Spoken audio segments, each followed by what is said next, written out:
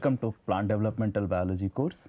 In today's class, we are going to discuss root branching, particularly lateral root development in plants. So, branching is very important or very critical events in the process of plant growth and development, because this helps in establishing a proper architecture in the plant body. If you look at typical model plant here, you can see that the root system has some branching, which is we call basically root branching, and then shoot system they also undergo the process of branching. In today's lecture, we will focus on root branching, and this is very important. Root branching basically increase the surface area of entire root system. It establishes a proper root architecture, and which is very important for plant to be efficient in absorption and anchorage function of a plant. So, if you recall previous lectures, so what we have discussed the meristem maintenance, which happens at the tip of the meristem. Then if you come slightly higher side during the stage of cell elongation and maturation, these are the stages or these are the places where tissue patterning occurs, where different tissues, different cell types, different identities are taken place. But if you come in the maturation zone or in the differentiation zone, the branching, basically visible branching starts. So, we will cover this root branching in this lecture. So, root system architecture, as I said, is very important in the plant species, and there is a huge variation in the root system architecture in different plants. But if you divide the total kind of root types based on the architecture, there are two major root types. One is the tap root system, another is fibrous root system. In tap root system, you have one dominantly primary roots, which you can see here. This is typical Arabidopsis root system, this is carrot. But fibrous root system is present in the monocots, whereas tap root systems are present in dicot plants. In fibrous root system, there are primary roots, but later on there are some additional roots which starts coming in these systems, which are normally called adventitious root or crown roots, depending on the species. So, this is a typical example of maize and rice. In rice, you can see here, these are the crown roots, this is the primary roots, and then lot of lateral roots which are coming from both primary roots as well as the adventitious root. This is the case of maize. So, the important thing here is that how the developmental pattern or how this root system architecture is established in plant is very critical, very important. So, we will take here example of lateral root development, and mostly in model dicot plant Arabidopsis thaliana. So, if you look, this is Arabidopsis thaliana seedling. You can see here, this is the primary root. Primary root is growing, and then if you look in the base, in the lower zones, you don't see any visible roots, because these are the regions where your meristem. So, meristem is somewhere here, there you have elongation zone, and but here if you come higher side, you can start seeing that lot of emerged lateral roots has come. So, these are the lateral roots which is coming in the maturation zone. But as I said, the process or the program, the developmental program which is required for formation of this lateral root has started somewhere here. So, this is very important for us to understand. And if you look in Arabidopsis, the process of lateral root development is well established, and it is known that the cell. So, basically what is happening here, if you look, this all branching, this happens post embryonically. So, lateral roots are coming from the root. So, they are root borne root, which means that you have already a differentiated root system, then suddenly a new branches or new roots are originated from that root, and this is only possible if there is new meristems which has been generated somewhere here in the root, which is kind of lateral meristem.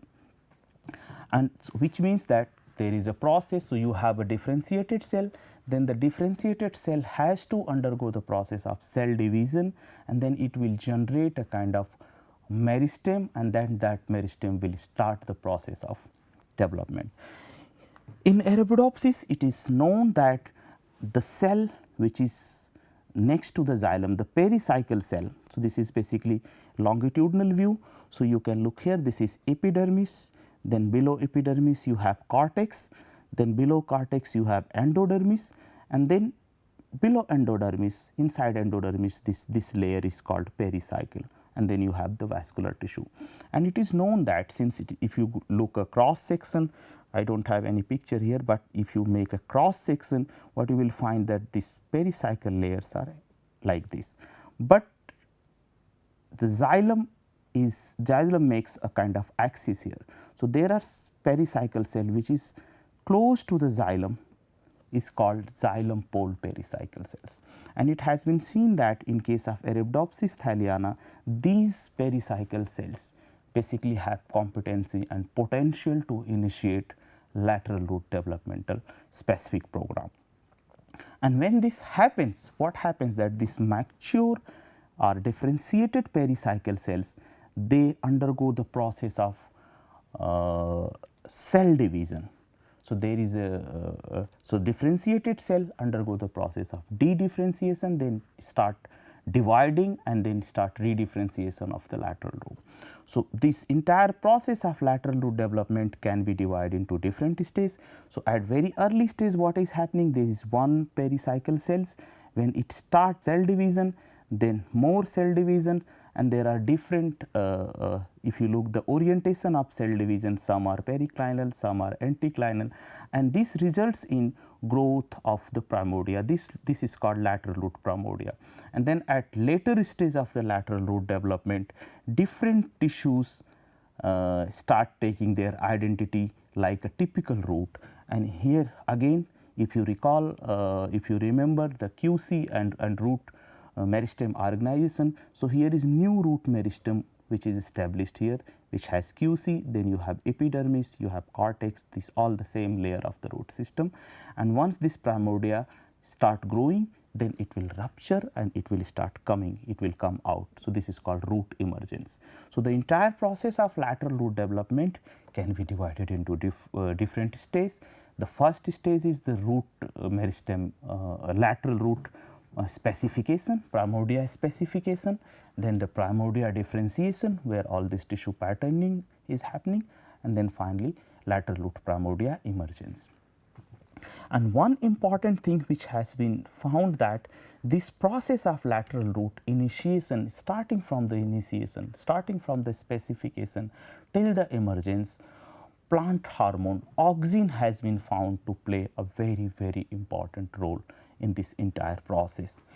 And if you recall some of the previous class, we have seen that basically auxin functions as a morphogen. It functions in the gradient dependent manner or the concentration dependent manner. So, if you have high amount of auxin and there is a full mechanism in plants which basically transport auxin. So, you can relocate auxin from one cell to another cell, and this kind of mechanism is called polar auxin transport, and this polar auxin transport basically helps in generating auxin maxima in some of the cells and auxin minima in another cells. So, this is what happens. So, if there was a correlation, if you look the auxin activity, you can see that these cells they start auxin maxima. So, these all cells, if you look even in these cells, this cell is undergoing the process of asymmetric cell division, and the smaller cell which is towards the center, they are having more auxin than the cells which are outer side. And then eventually in the development, the auxin maxima started getting accumulated only in this region, very tip of the developing roots. So, we will see this mechanism in details.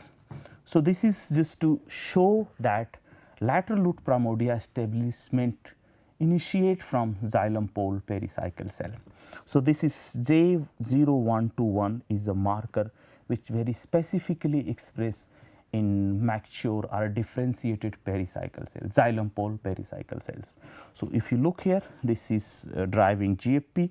So, if you look very carefully, this is the xylem cells. You can identify xylem cells based on its structure, because xylem has lot of modifications, lot of lignin and secondary cell wall modifications. So, based on that you can clearly identify this is basically xylem, and the cell which is just next to the xylem is pericycle cell, xylem pole pericycle cell, and this xylem pole pericycle cells is very specifically expressing this gene.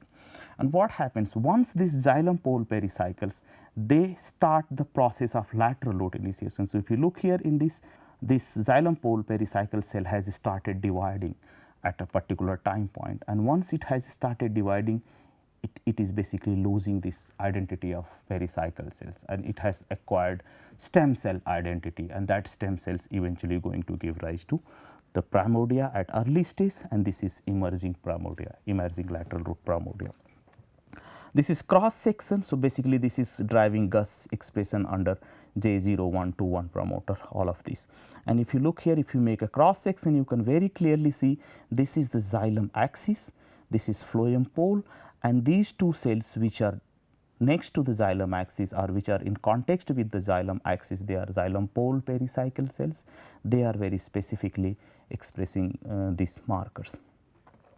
Another way to test whether that xylem pole pericycle cells are directly involved in the lateral root development, this experiment was performed. This DTA is basically, it produces a kind of toxin. So, if you produce these toxins in a cell, the cell will be killed, and then you see what is the effect. So, here what is happening, that these toxins are being produced very specifically in these cells, which is xylem pole pericycle cells.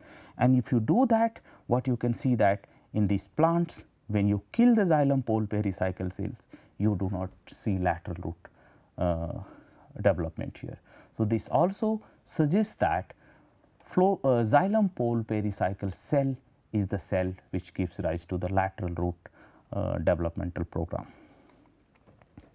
Okay, so as I said that auxin is very important hormone, plant hormone, which undergo the process of which regulates almost every aspects of plant development.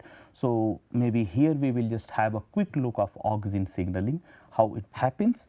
So, auxin, as I said, auxin is a very important plant phytohormones which is being synthesized mostly in the young tissues, and when this auxin is synthesized, there are a lot of auxin biosynthesis pathway, 4 auxin biosynthesis pathway, then you have a lot of enzymes which are helping in auxin biosynthesis, and once auxin is biosynthesized, there is a mechanism to basically maintain its homeostasis. So, auxin, high amount of auxin is not good for some of the development.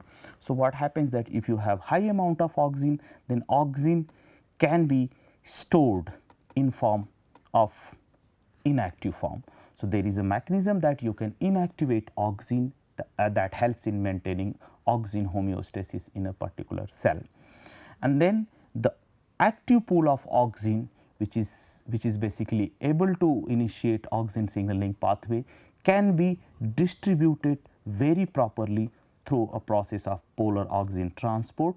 So, through this process you can basically distribute this auxin to a cell where auxin signaling has to be initiated. And what happens? And if you look the signaling, so what happens, auxin, let us assume that a cell has auxin. So, auxin is basically received by receptor, auxin receptor, which is TIR1 here, but there is a mechanism. Let us assume in a cell, if there is no auxin, what happens, there is a class of transcription factor which is called auxin response factor. Auxin response factor is a class of transcription factor which regulates set of genes which are working downstream of auxin signaling pathway, or you can say that auxin signaling pathway is regulating expression of many genes. And what happens if there is no auxin, there is a very high amount of negative inhibitor of auxin response factor, which is AuxIAA.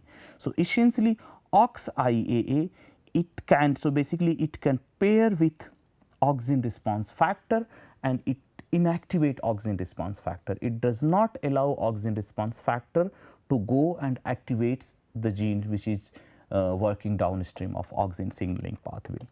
But if you have auxin, if you have high amount of auxin, the auxin is basically received by the receptor, and this receptor basically the complex of receptor and auxins target this AuxIAA protein for degradation.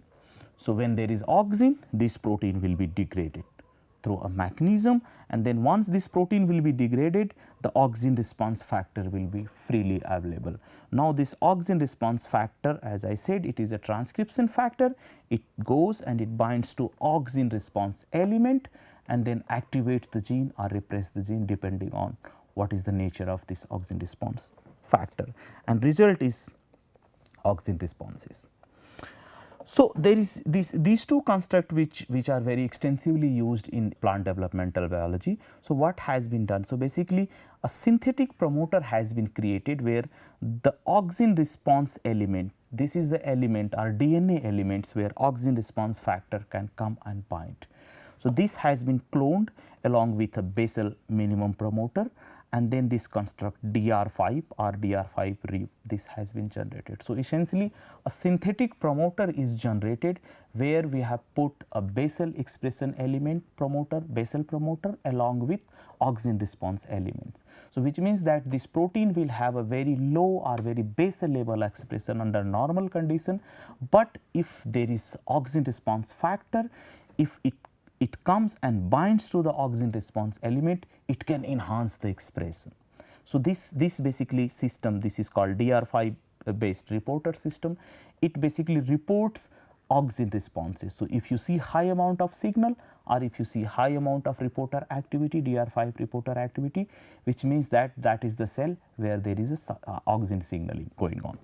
This is a typical example. If you take this construct and check in the root, so this is the cap, root cap. So, you can see very high amount of signal root cap, and then reporter gene you can choose as per your choice. Here the reporter gene is GFP, here is the nuclear localized YFP or venous, here you have endoplasmic reticulum localized RFP. So, based on that you tell exactly where is the auxin responses. So, as I said that auxin signaling is regulating lateral root development. So, what is the mechanism, how it regulates, and what is the proof that auxin signaling is regulating lateral root development? You can look here. So, if you recall previous slide, I said this IAA, it is a kind of one AUX IAA. AUX IAA basically is a negative inhibitor of auxin response factor. So, if you have high amount of AUX IA, it means that no auxin signaling will be activated. And here this is the mutant. In this mutant, what happens that the level of this protein is stabilized. So, you have high amount of AUX IA. High amount of AUX AA means in these mutants there is no auxin signaling activated. No auxin signaling activated results in no lateral root formation. So, this suggests that activated auxin response signaling is important for lateral root formation. Now, these are two auxin response factor 7 and auxin response factor 19. If you look double mutant here, you can also see that there is no lateral root formation. So, even auxin is there, auxin signaling is started. So, again I will come here. So, auxin is there, this protein is degraded, but this auxin response factor is mutated. So, if you do not have auxin response factor, you cannot generate auxin response, and when there is no auxin response, you cannot initiate lateral root developmental program. This you can see here as well. And then it was also identified that these auxin response factors are regulating some other class of transcription factor. These are LOB domain or LBD domain containing transcription factor.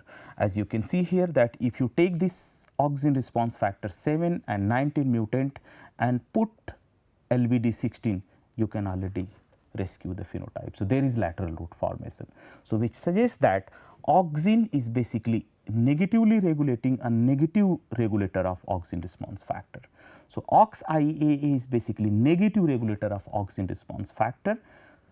So, when there is auxin signaling is degrading this factor, which means that it is activating expression of auxin response factor 7 and 19, and then 7 and 19 is going and activating LBD 16, 18, 29 and 16. And this signaling pathway, once these genes are activated, you can start lateral root initiation program. In this mutant background or in this experiment, you can clearly see that though these genes are not here, they are basically mutant, but you are providing downstream genes. So, you are putting LBD16. So, if you activate this signaling from here onwards, you can already see the lateral root specific developmental program, which means that they are working in the same pathway and they are regulating the process of lateral root initiation. Another important role what Auxin plays here, it regulates the positioning of lateral root. So, it is not only the lateral root development, but where in the primary roots lateral root has to be, that is also regulated by Auxin signaling. So, if you look wild type growing Arabidopsis seedling here, you can see that the mode of lateral roots are alternate. So, one right left right left right left, and in normal wild type this distribution is quite equal. So, you can see that around 50% lateral roots are coming towards left side, 50% are coming towards right side. But if you have Auxin mutant, Auxin signaling mutant or Auxin response mutant, you can see that this patterning is changed. So, now you have more towards left, less towards right. So, basically the balance is basically disturbed when you have the mutant background. And here this is again proving same thing, that Auxin is important. This is a dominant negative mutant which basically suppress Auxin signaling pathway. So, if you overexpress this in Xylem pole pericycle cells, what happens that Auxin signaling is suppressed and you do not have lateral root development.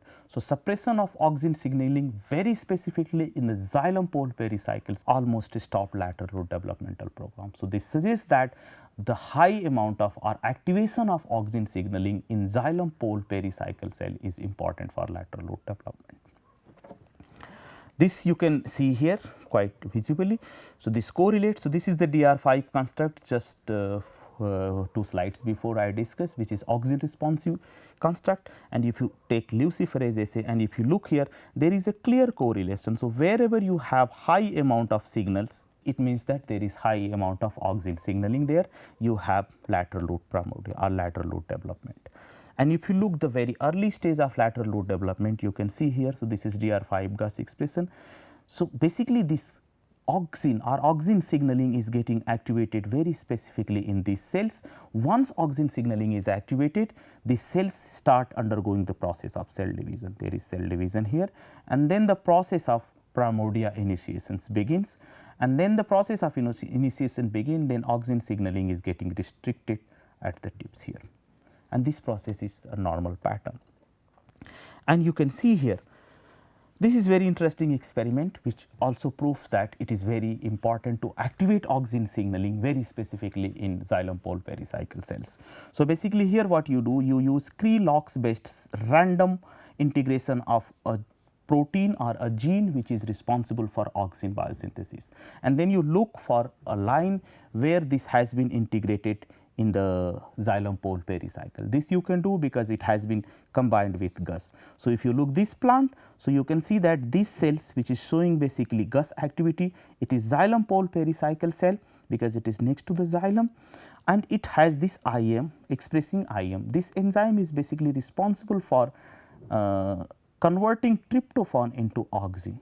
So, what happens if you do not provide tryptophan, even though the enzyme is present, but Auxin is not synthesized, then you see that there is an enzyme expressing here, but you cannot initiate lateral root specific developmental program. But when you add tryptophan, what is happening that these cells where this enzyme was present, it has got the substrate, now it has produced Auxin, and once Auxin is produced in these cells, you can see that cell division starts, and number of even primordia per seedling is increased significantly in presence of tryptophan as compared to in absence of tryptophan. Another interesting and important thing, this is some of this we have already discussed, that actually Auxin starts working at a very first step of the lateral root differentiation, even at the stage of lateral root founder cell specification, and this happens through the process of asymmetric cell division. And this is the LBD16, same LBD16. So, if you look the process, and this is nuclear localized signal, you can clearly see that these are the cells which are having high amount of auxin. DR5 is basically telling the auxin activity, and the same cells they are expressing LBD16. So, there is overlap. So, wherever the auxin signaling is high, LBD16s are expressed here. And if you look in the ARF 7 and 9 mutant background, you see LBD expression is disappeared. So, all this experiment basically suggests that auxin is at very early stage. In the first cell, auxin is repressing this pathway and specifically activating this, which is basically starting the symmetry breaking. The symmetry breaking is very important for lateral root initiation. So, if you have, this is the specification of founder cells. So, what happens, this is your pericycle cells. Then in pericycle cells, once there is auxin maxima basically what happens, you will see in the later slide that once there is high amount of auxin, the nucleus start migrating towards the common pore. So, there is a process of nuclear migration. Now, you can see that these nucleus are coming very close to the common cell wall, and when they reach to the common cell wall, these cells basically asymmetrically divide like this, and then you have two small cells in the center and then two cells which are outside. And if you look the auxin responses is very high here and it is slightly reduced in the lower cells. Okay. This is the process of nuclear migration, which is very important, or you can say one of the first step which is required for lateral root initiation program. So, you can see here, so this is transgenic plant where 3 reporter markers has been expressed in the same plant. This reporter marker is marking the plasma membrane. So, you can see every cell lines plasma membrane. Then you have H2B, which is histone 2 protein. Histone 2 protein basically it has RFP signal and it will localize to the nucleus because histone protein is nuclear protein. And then you have DR5 GFP, which has basically auxin response. And if you look very carefully here, so what is happening, these are the cells. So, at very early stage you can see here that you have only red signal, means you have nucleus, but there is no DR5 activity yet. There is no auxin response initiated, that is why you have red cells. But slightly later stage, this is time lapse video. What happens at slightly later stage, the color of this red started turning to the pink, which means that in the same cells where in the nucleus of the cells auxin responses are getting activated. When there is auxin responses, then you will have GFP signal, and when GFP and RFP will start merging, the color will start changing from red to the yellow side. And then you can see slightly more later stage, this becomes more yellow. And this is the site when you can also see that nucleus has also started migrating. So, here nucleus was very far from this cell wall, but once auxin responses has started in these cells, nucleus has started coming very close to this common cell wall. And then once it is very close, you can see that there is a cell division here, a nuclear division and cell division, and result is that you can see 4 cell stays and common cell wall, and just after that there is a cytokinesis and every cell has their own nucleus. So, this is the cell division. So, if you look here, this tells that there are few things which is happening very critically, and this process is regulated by auxin. The first thing is happening that there is high amount of auxin amount is going up. Once auxin amount is reaching to the auxin maxima, nucleus start migrating, nucleus is coming close to the cell wall or then the cells are dividing. This is the very first step of lateral root primordia initiation, and this process is not happening when you have auxin signaling mutant. So, if you look auxin ARF 7 and 19, you can see that there is no clear nuclear migration. Even if there is nuclear migration, it is not getting cell division is not occurring. So, this also proves that auxin is important for it. And then another gene which is called GATA23. GATA23 is another class of transcription factor, and it was observed that it is showing very overlapping expression pattern with the auxin. So, you can see before asymmetric cell division, it is expressed in the xylem pole pericycle cells, then during stage 1, stage 2, stage 3, but at very later stage the expression level is going down. Cross section also proves the same thing. And if you look GATA23 promoter driving GATA protein fused with GFP, you can see the gene is GATA23 is expressed even before nuclear migration, and it continues during the nuclear migration. So, this could be one of the early regulator of nuclear migration or the process of LR founder cell specification. This is also clearly visible here. Before asymmetric cell division, you can see here the signal, then there is a nuclear migration, and then at later stage there is cell division, and all the cells are making the primordia.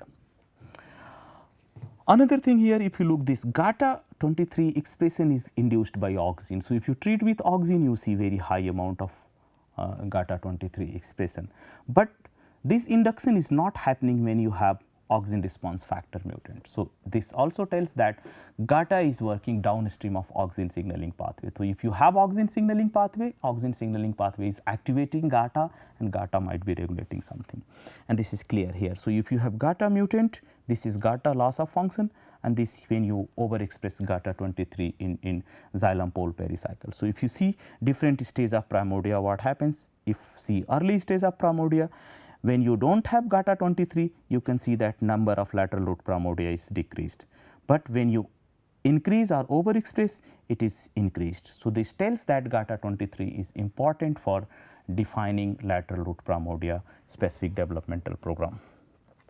This is just example or the picture which is showing that where it is present exactly. And if you look, this is emerged primordia, and these are the non-emerged primordia. You can see clearly that in GATA23 mutant, the emerged primordia numbers are significantly reduced, and when you overexpress, it is getting increased.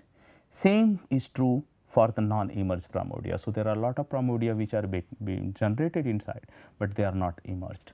If you count them, or if you go through this and try to count, you find that non-emerged primordia number is also decreased when GATA23 is mutated, and when GATA23 is induced, you can see that number of primordia is significantly induced. So, this all if I summarize in lateral root development. So, what happens that first important thing is that Auxin is regulating almost every aspects of lateral root developmental program, and there are different set of modules of Auxins regulating different program, and the total program, which as I said that though we see lateral roots in the maturation zone, but the program or the developmental programming has started as early as in the basal meristem. So, this is meristematic zone at very tip of the root.